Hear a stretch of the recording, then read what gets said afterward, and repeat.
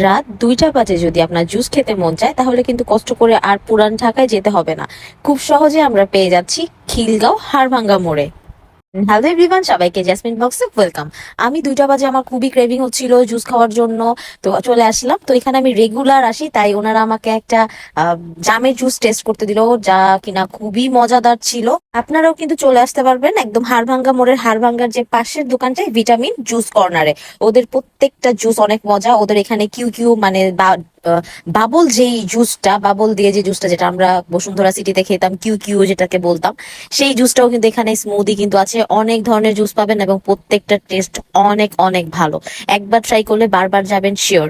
So আমি খুব মজা করে জামের জুসটা শেষ করলাম এবং আমি অর্ডার করেছিলাম পেঁপে জুস এবং হচ্ছে লেমন মিন্ট। পেঁপে 2টা এবং লেমন মিন্ট একটা। প্রায় সময় আমার রাতে এটা খাওয়া লাগবেই।